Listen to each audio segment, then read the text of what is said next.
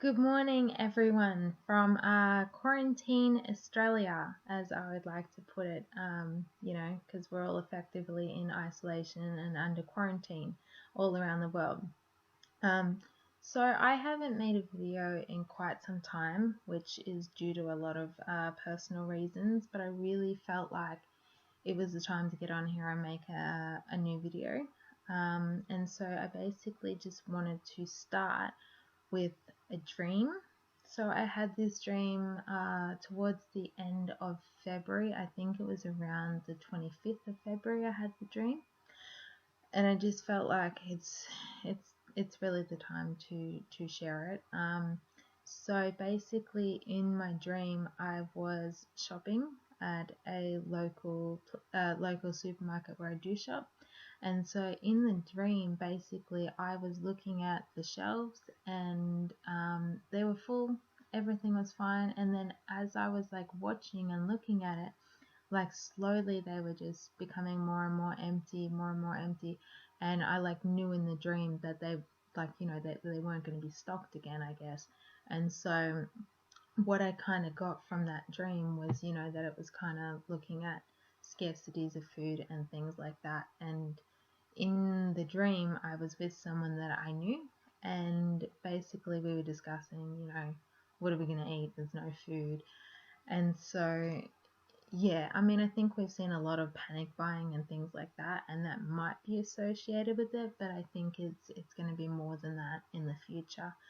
Um, and so that's basically the end of the dream. But as I was thinking about that, and I was thinking, well, I know that the signs of the time it talks about scarcities of food. So I was looking at, Matthew 24, and then I was looking at, that it says there'll be earthquakes and things like that. And I know about 6 weeks ago ish, we actually had an earthquake, and I had never experienced an earthquake before, so it was kind of a really weird experience. And I just wanted to quickly say that, what the experience was like for me.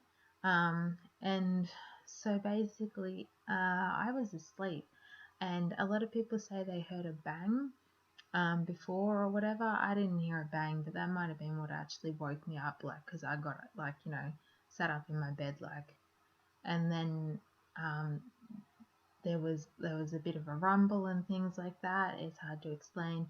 And then, the first thing I said, like, out of my mouth, like, I didn't even think about it. I was like, that was like an earthquake. And then my first thought was labor pains was the first thing that came to my mind when it happened. And I kept thinking about that over and over, and I kept having that over and over for a good day or a couple of days after it happened. But that was my first thoughts on that. And then, so, I think, and obviously, pestilence is happening right now and things like that. And I think, um, yes, people always say that these things have always happened, but I think the significance of looking at Matthew 24 is looking at when all these things happen in unison as well, which I think we're starting to see a lot of those things happening. Um, yeah, and so that I just wanted to talk about a few things as well. Now that I've talked about that, I just want to talk about a few things and share a few scriptures with you guys that have really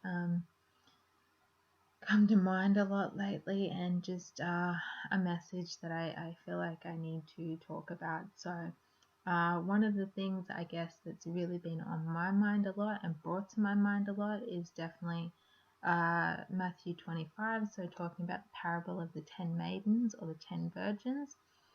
Now, one thing I wanted to say is, like, for me personally, like, I always wondered with that parable, I kept thinking, like, how is it that they all slumbered and they all slept? Like, because five are foolish and five are wise. I'm like, how did the wise fall asleep? And, just, I've always thought about that. And I do believe when it talks about sleep, it's not just a physical sleep, I believe it's a spiritual sleep. And I think when I started looking at when this year, when all these things have started to happen and quite quickly, and things have just gone crazy, like within just a couple of weeks, everything's changed. Like, you know, here in Australia, it took 1 week for us to go from like normal to fully locked down and everything like that. Like one week for it to start, and then the next step was a few days later. And you know, I think all of where we're up to has happened within, like, I don't know, 2 weeks now.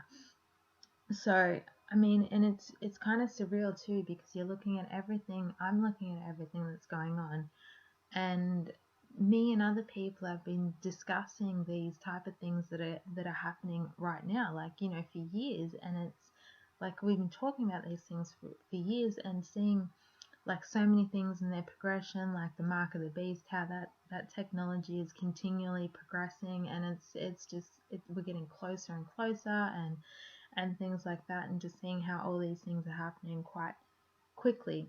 And so in hindsight, when I'm looking at even just the last couple of months, it's like I look at the parable differently now, because it's like in hindsight things are a lot clearer, and even I can see how I kind of not fell asleep, but just how I was at the start of the year. I was a little bit more relaxed, even though things were starting to happen in China, but I was paying attention, but not really. Like, that's in China, like, you know. And before I knew it, it was like all these things happened, and it was like it seemed like it came out of nowhere, even to people like me that are always watching what's going on. So yeah, but one of the things I did want to talk about, because it's so prominent, I think, is just the amount of spiritual blindness that is going on in the world right now. Like, I can't believe how asleep some people are, and they literally just can't see what's going on in, like, you know, like, to them it's like, oh yeah, there's you know, whatever's going on, the pandemic, but to them it's like, you know, whatever. And you know, the times that we're living in are quite significant. And you know, what shocks me even more is even the believers are just like, yeah, this will blow over, like it's nothing, like, oh yeah, we're still going to make plans to do this and that. And it's like, it's crazy to me. And the people who think things will go back to normal, and it's my personal opinion that I don't think things are going to go back to normal. And even when there's been world events in the past, things took a lot of time. Like, even just the economic impacts of this COVID-19 or whatever, it's not going to go back to normal. Like, just when everyone stops getting sick, things are just not going to go back to normal. Like, it will take years and years and years and years, even if this isn't, you know, the beginning of the end times. Like, you know, in my opinion, you know, that's where I feel like we're at. So even if that wasn't true, things are just not going to go back to normal, not the way they were. And that reminded me again of the parable of the 10 maidens, because 5 are foolish. They're not watching, they don't understand what's happening, and they're not seeing what's happening. And we're told over and over in the scriptures to watch what's going on, you know. And it what's happening and what will come upon them as a thief. And I'm mainly talking to believers, like, not even the unbelievers. It's going to come upon the believers, like, you know, it's going to catch them out, because, like, you know, they're not watching what's going on. And I want to share Revelation chapter 3 verse 3, because it really came to mind when I was thinking about this. And Yeshua, or Jesus, was talking to the assembly in Sardis, and he said, remember them, how you have received and heard, and watch and repent. If then you do not wake up, I shall come upon you as a thief, and you shall not know what hour I shall come upon you. So he's talking to the believers there when he says, you need to wake up. You are asleep. And if you don't wake up, then you're not going to know when the hour is, when the time is that I'm coming. And so I think that's really, really important to take in and consider. And even if what is going on in the world is not orchestrated with COVID-19, and yes, there's a lot of conspiracy theories, And it's interesting to listen to, but I think it's a waste of our time trying to figure out, whether this was on purpose or not. We're here, let's, look at what's going on, and not, because it's really important to watch. I want to make this point is really important. I remember I have to make this point. It's really important to watch world events, but not so closely, and not to focus so much on things like, for example, COVID-19, not to spend all your day stressing about this one thing, that we are not praising and worshipping our Creator. Like, if you spend so much time and energy on anything other than Him, then, that's bad. You can't do that. You could go as far as to say it's idolatry. Like, if anything, you spend more time and energy on anything other than Him, you could say that that's idolatry. So it's really important for us to watch, but not get so caught up in it, not to get, wasting all our energy on it, not to fear it, not to, have anxiety over it or anything like that, to the point where, it's becoming more central in our life than Him, if that makes sense. So that's really important. But even if these events are not orchestrated, it was just random events that brought this apart, to the forefront. I really do personally believe that this will be used to bring forward and further the establishment of the New World Order, or the One World Government, or whatever you want to call it. Like, I do, like, I've really been looking at COVID-19 and going, this really is a perfect storm. Like, it can accomplish so much. Like, for example, a lot of people are saying that it's going to get rid of the cash in our society, which, with the mark of the beast, they need to get rid of the cash. And, they could possibly even use it to enforce mandatory vaccinations. I think that's where it's also going. And the other thing, and also with the spiritual blindness, is that, we are in the world, like all of us, we are all effectively under martial law. Like, they're just calling it a different name.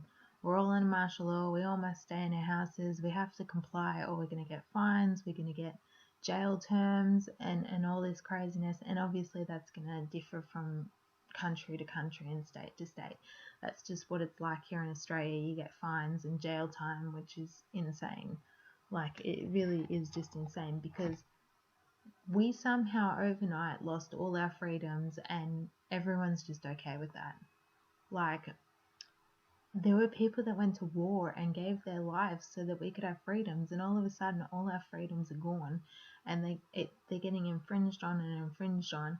And I think that's relevant to everyone around the world, like anyone that's under quarantine or whatever, or in America and Australia.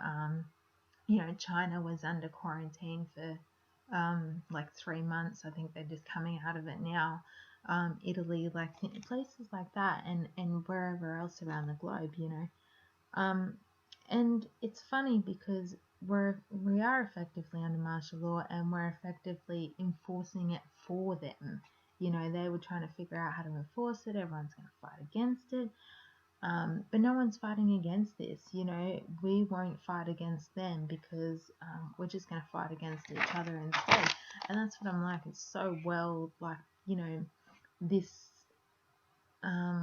problem is just so good. And I think when you look at it, it looks like a divide and conquer approach. And I think this pandemic is going to be used to separate people, and not just physically, like, they say we have to be 1.5 meters apart. I think it's more than a physical separation. It's just they're separating people. And I think watching it here in Australia, like, there are already people that are telling on various individuals and essentially dobbing them into authorities and dobbing in companies, that are breaching these new laws and stuff that we have to follow. Like, if they leave their houses and they're not supposed to, and things like that. And, like, for me, Like when I started hearing that, I was like, that sounds a lot like Matthew 24, when it says that a lot of believers will be betrayed by, friends and parents, brothers, sisters, sons, daughters, and some of them will be put to death. I mean, it sounds a lot like that. I think we're already starting to see that come into play now, because there's so much fear in this pandemic that people are already turning on each other. I mean, obviously people have fought with each other over toilet paper and things like that. Like, people are like, we're effectively enforcing all this on our own. Like, they don't have to try. I think that's very interesting, the way this is all playing out. And that's, by the way, it's not to say that this isn't a real pandemic. I do believe this is really hurting people, making people sick. And that's the other thing. If you're sick, you're not going to be fighting against it either. There are people that are sick, there are people that are dying, and that really, personally breaks my heart, that everything that's going on, the amount of people that are dying, but the amount of people that die every single day from cancer and diabetes and various other medical conditions is also sad, because if they're not saved, that's sad. That's really sad. So I'm not trying to underplay the seriousness of this, because I do think it's a real thing. I just think it's going to be used. Yeah, and they're just making every person another person's enemy, because they're like, we're afraid of that person because they're going to make us sick, or, whatever. Just people. And, but it's my personal opinion that I believe that even in all of this, Abba Father will use this pandemic. I believe it's His mercy that even these events are still going on. I think it's to give people one final wake-up call. Because, like, even now that we're in quarantine, like, people's jobs have been taken away, and once again, that is sad. But people's jobs have been taken away. They can't do recreational activities, can't go to gyms, can't do, whatever. And I think when I started looking at that, and I really thought about it, and I'm like, Abba, you've basically taken away, like, all their idols. Just because, people can, have things like exercise and stuff as idols. As I said, anything that we put before Him is an idol. So, you've basically taken away all these things that are important to them. And I think it is His mercy to say, look, you don't have all these things to stop you from spending time with me. You're at home, you can spend time with me and things like that. And I do think it's His mercy that He's giving us this time, because even I think that unbelievers can agree that this is a wake-up call. Like, let us reassess what our lives mean to us. Let us reassess, like, how we feel about people, what we're doing now that it's all being taken away, what's important to us, and things like that. Things that get in the way of us turning to Him, essentially. But despite that, like, there are so many people that are still asleep. I mean, there's a lot that are waking up at the same time, and that's amazing. It really is. But there are a lot of people that are still asleep despite that. And when that door is closed, they will see that they're being foolish, and even in this time right now, they're being foolish. And it's just like the parable of the 10 maidens. Like, they have time now. Like, there's still time. And unfortunately, even the believers, they're going to stand outside and they're going to knock, and Yeshua is going to say, I don't know you, because it is about us having a relationship with Him. It's not about religion. Like, even all forms of worship have been shut down here in Australia and stuff like that. And it's not about religion. It's about a personal relationship with Him and getting to know Him and walking with Him. That's 100% what it's about. You don't need a church. You don't need a preacher. You don't need anyone. All you need is just to talk to Him and get to know Him. you know, and yeah, learn to put him first. So yeah, so I think it's very important that we should not be sleeping right now, spiritually speaking, but we are to watch and be sober, as First Thessalonians talks about. Like, we are all sons of the day, and we're not of the darkness, we're not of the night. We know what season we're in. We're all watching, and we're being sober, and looking at the signs and praying at all times. And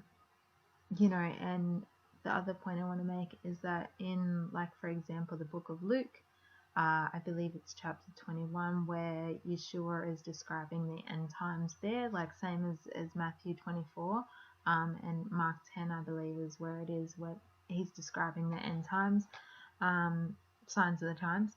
And, I think it's important that when he goes through all the signs of the times and what's going to happen and things like that, then he says, watch then and pray at all times that you be counted worthy to escape all these things that are about to come upon the face of the earth. And unfortunately, especially those foolish virgins, they're not watching. So yeah, watch then at all times and pray that you be counted worthy to escape. I think that's really, really important point to make.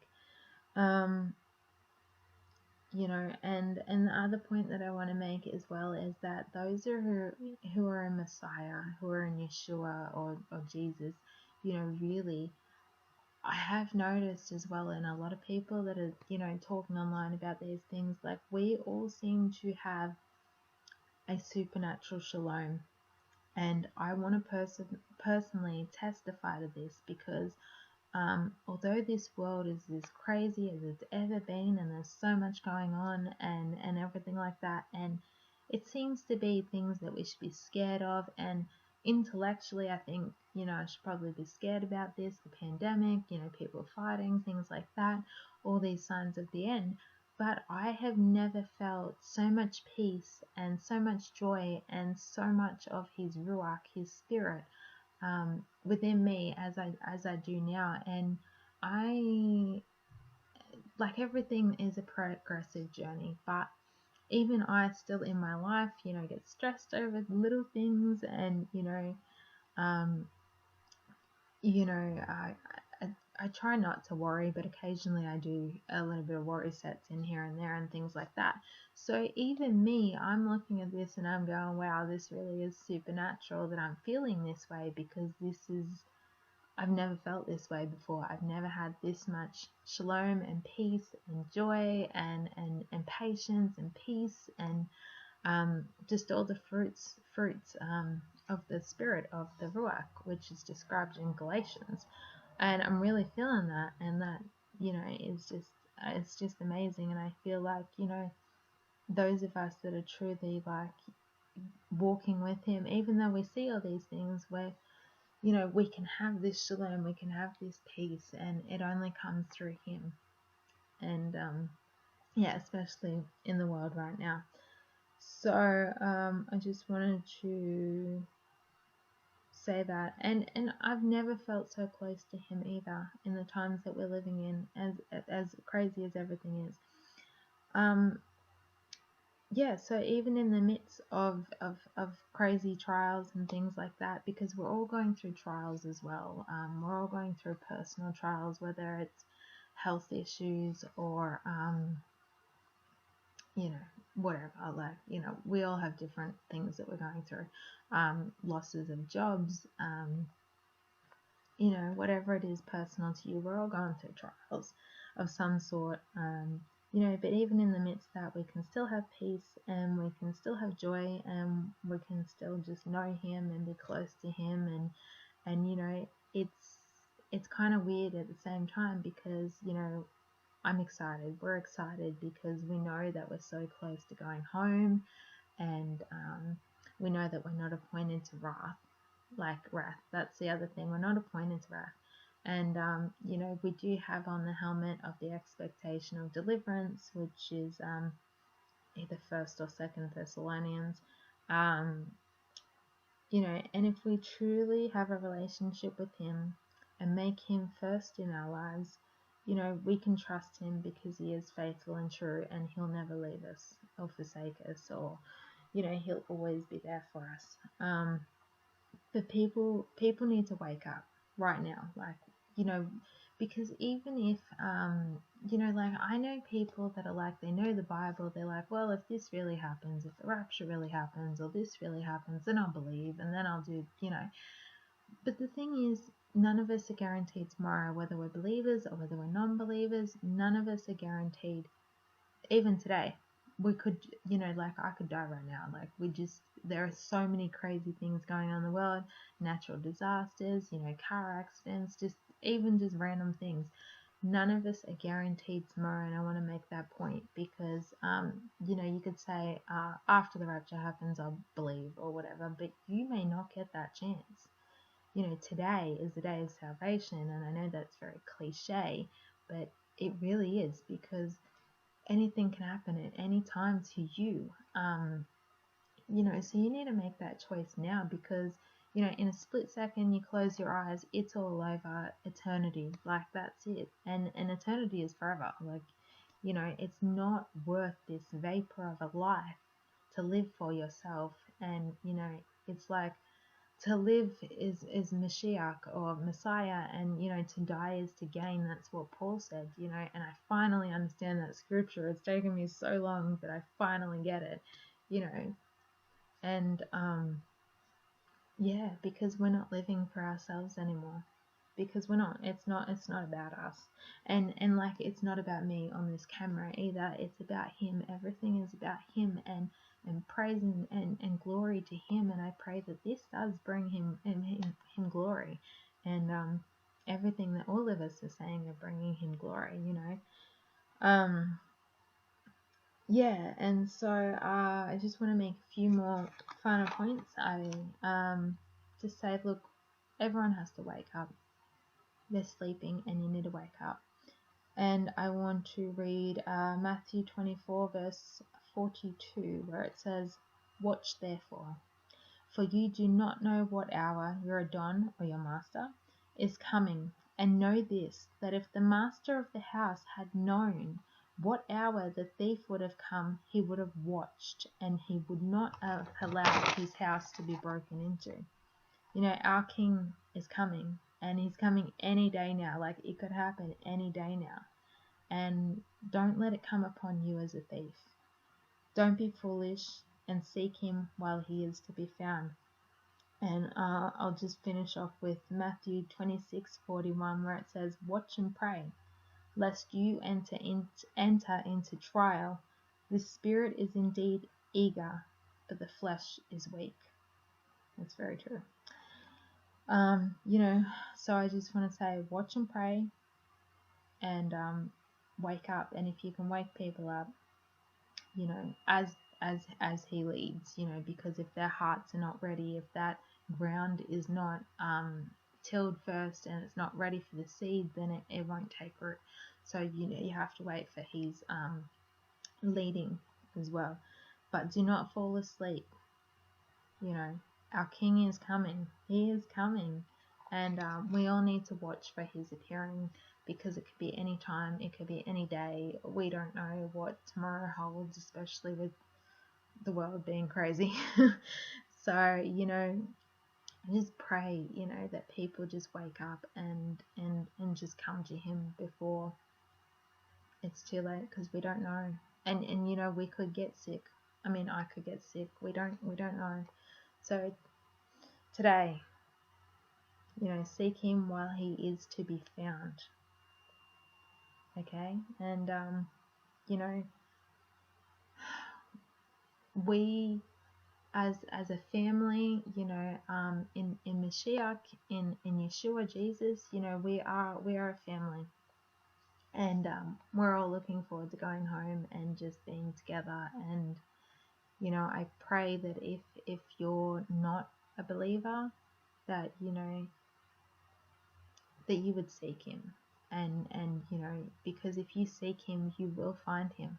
It's just like the narrow path. You have to seek it. Like it's talking about, you know, there are very few that find the narrow path. That means that, you know, you have to go looking for it. You have to look for it. You have to look for him. You have to seek him. And I just pray that, you know, all of our family will be going home soon, and I just pray for all those people that are going to be left behind, because it's going to be a very scary time. So now is the time to know him and to seek him. Alright guys, I will leave you with that, and just keep watching everything that's going on, and yeah, keep praying. Just pray always, continuously. Keep praying, because that's so important right now. Alright, I love you guys, and I will willing, if he wants me to make another video, I will, when the time's right. Alright, I love you all, and have a good day. Alright, bye.